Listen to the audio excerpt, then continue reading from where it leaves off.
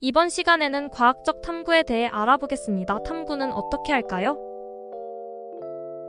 우리가 가지고 있는 감각기관인 눈, 코, 귀, 입, 피부의 5가지 감각인 오감을 이용해 관찰할 대상을 살펴보고 냄새 맡고 소리를 들어보고 맛보거나 만져보면서 살펴볼 수 있습니다. 이렇게 탐구하려는 대상의 특징을 자세히 살펴보는 것을 관찰이라고 합니다. 우리는 이러한 5가지 감각기관의 기능을 더욱 향상시키기 위해 다양한 관찰 도구를 사용하기도 합니다. 예를 들어 좀 더 자세히 관찰하기 위해 우리는 현미경 같은 관찰 도구를 사용하기도 합니다. 이러한 도구를 사용하게 되면 우리가 미처 보거나 듣거나 느낄 수 없었던 것들의 존재를 확인하고 관찰할 수 있게 됩니다. 측정은 어떻게 할까요? 탐구하려는 대상의 길이, 시간, 온도, 무게 등 탐구 대상으로부터 필요로 하는 정보를 수집하는 것을 측정이라고 합니다. 이러한 측정을 하기 위해서는 도구가 필요합니다. 이 도구를 측정 도구라고 합니다.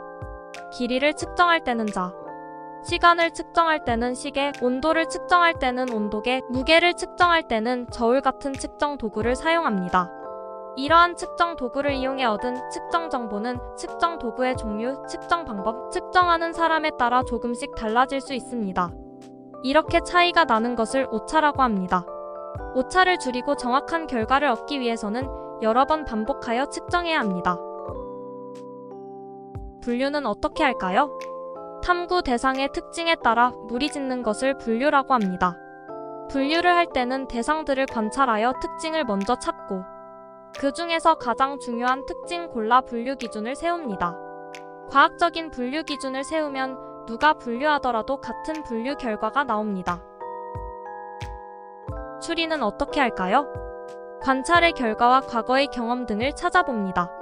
정리된 관찰값 그리고 경험 등을 바탕으로 탐구 대상에 보이지 않는 현재 상태를 생각하는 것을 추리라고 합니다. 과학적인 추리를 하려면 탐구 대상에 대한 정확하고 풍부한 관찰 자료가 필요합니다. 예상은 어떻게 할까요? 과학적 추리가 가능해지고 그 추리의 신뢰도가 높아지게 되면 이를 이용해 하나의 법칙 혹은 가설을 세울 수 있게 됩니다.